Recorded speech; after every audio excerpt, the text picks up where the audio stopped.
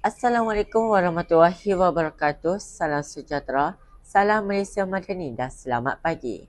Saya Muhammad Nafiq bin Muhammad Mazlan dari Sekolah Menengah Kebahasaan Raja Tuda, kod sekolah kami PEA 3033. Pada hari ini kami berkongsi kisah kepada anda semua, iaitu warisan menyatu kita.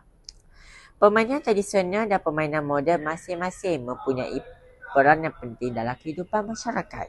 Permainan tradisional seperti congkak, gasing dan wah bukan sahaja menjadi hiburan, tetapi juga warisan budaya yang mengajarkan kita ialah kerjasama, kesabaran serta memperkukuh ikatan komuniti. Ia turut membantu generasi muda mengenali akar budaya bangsa. Sebaliknya, permainan moden pula seperti permainan video dan aplikasi digital menawarkan pengalaman interaktif yang selari dengan perkembangan teknologi. Ia melatih kemahiran fikir secara kritis, strategi dan koordinasi mata serta tangan. Namun, jika berlebihan, ia boleh membawa kepada masalah kesihatan seperti kurang aktiviti digital dan ketagihan gadget. Oleh itu, keseimbangan antara permainan tradisional dan moden sangatlah penting. Permainan tradisional perlu dipelihara sebagai warisan budaya, manakala permainan moden pula harus dimanfaatkan secara bijak untuk pembangunan minda kita. Dengan gabungan kedua-duanya, masyarakat akan dapat menikmati hiburan yang sihat sambil mengekalkan identiti budaya kita.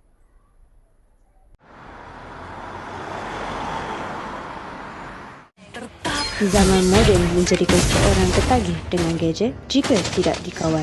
Enemy missing. Manakala zaman dahulu, kita tiada gadget, ramai yang aktif dengan pelbagai aktiviti yang sihat.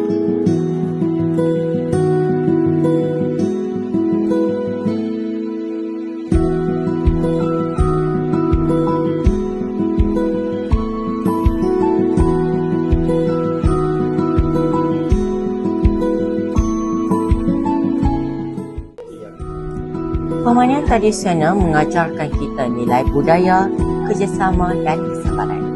Permainan moden pula melatih minda kita serta kemahiran teknologi kita. Pengajarannya, kita perlulah seimbang dan menghargai warisan lama sambil bijak memanfaatkan kemajuan baru. Oleh itu, marilah kita bersama-sama menghargai dan menjaga semua permainan warisan budaya kita, tidak kira di mana apa jua. Sekian, terima kasih. Assalamualaikum warahmatullahi wabarakatuh.